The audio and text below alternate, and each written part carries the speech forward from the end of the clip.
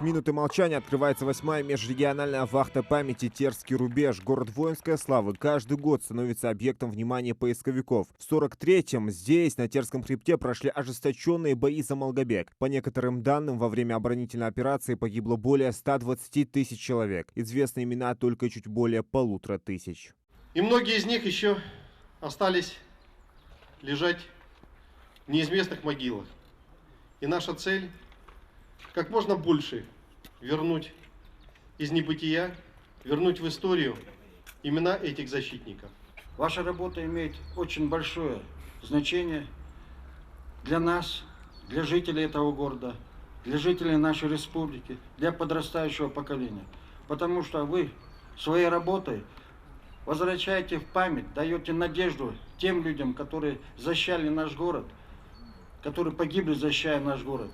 Многие, как было сказано, лежат еще в нашей Малгобекской земле. Они находят, устанавливают личности и с почестями придают земле останки героев. Межрегиональная вахта памяти «Терский рубеж» в этом году собрала десятки поисковиков из Ингушетии, Чечни, Брянской, Владимирской, Астраханской областей и Ставропольского края. Мы для себя открываем новые места, потому что работа здесь на Кавказе совершенно немножечко другая. И мы считаем, что наша работа направлена именно на поиск неучтенных захоронений солдат Красной Армии, которые погибли при защите нашего Отечества.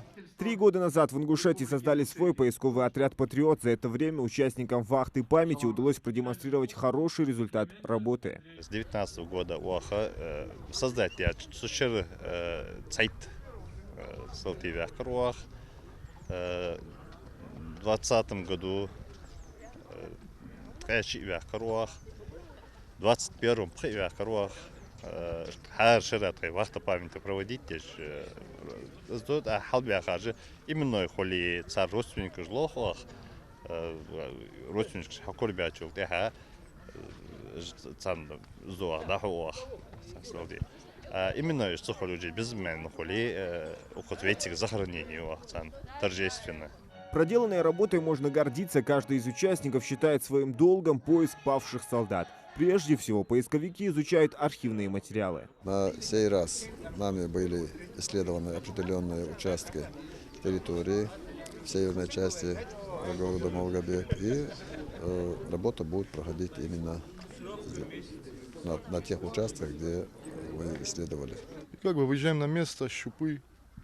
Когда есть глубинники, глубинниками. Ну так, в общем, чаще всего щупами работаем. То есть находим останки, там характерный звук бывает, и понятно, что там останки уже в кость. Упирается щуп, и начинаем копать. Помогает чаще всего. То есть на железо не обязательно будет там. Железо, глубина может не позволить металлоискателю принять. Поэтому самое лучшее орудие – это щуп. Тысячи солдат до сих пор считаются пропавшими без вести. Помогать поисковикам в работе намерены и юнармейцы. Мы, как юнармейцы, должны сохранить память о тех военных сражениях и помнить тех, кто отдал свою жизнь, дав нам свободу.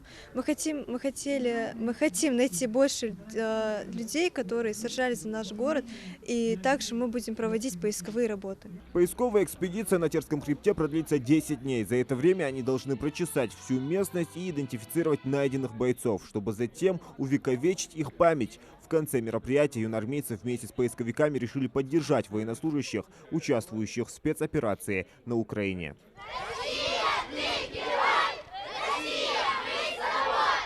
Зелимхан Калоев, Мухаммад Билакиев, Новости 24.